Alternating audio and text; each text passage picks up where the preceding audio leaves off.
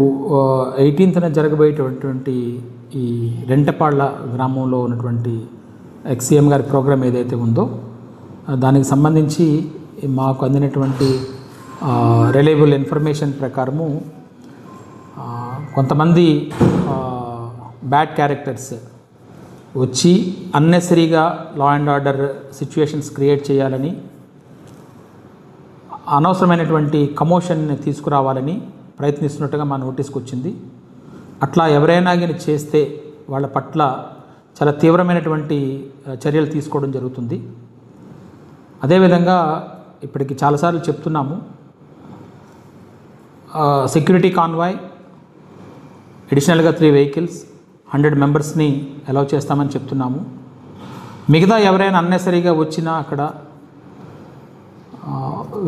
వేరే విధంగా ట్రాఫిక్ కానీ ఎమర్జెన్సీ వెహికల్స్ కానీ ఎటువంటి ఇబ్బందులు కలుగు చేసినా, సామాన్య ప్రజానీకానికి వాడి తాలూకా డైలీ రొటీన్స్ కానీ ఎటువంటి ఇబ్బంది కలుగు చేసినా కూడా తీవ్రమైన చర్యలు తీసుకుంటాం. వాళ్ళని మొబిలైజ్ చేస్తున్నటువంటి వాళ్ళు ఎవరైతే ఉన్నారో వాళ్ళ పట్ల కూడా తీవ్రమైన చర్యలు తీసుకుంటాము. చట్టపరమైన చర్యలు కూడా తీసుకోవడం జరుగుతుంది.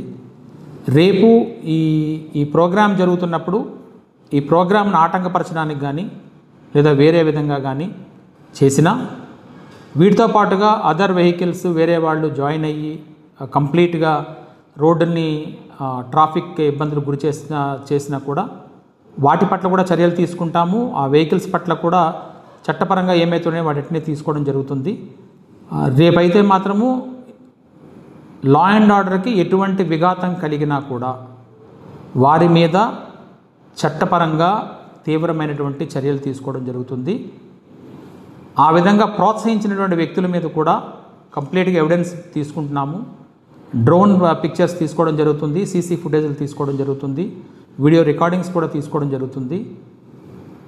అయిపోయిన తర్వాత అయినా కూడా వాటిని ఐడెంటిఫై చేసి వాళ్ళ మీద చట్టపరమైనటువంటి చర్యలు ఖచ్చితంగా తీసుకుంటామని తెలియజేస్తున్నాము.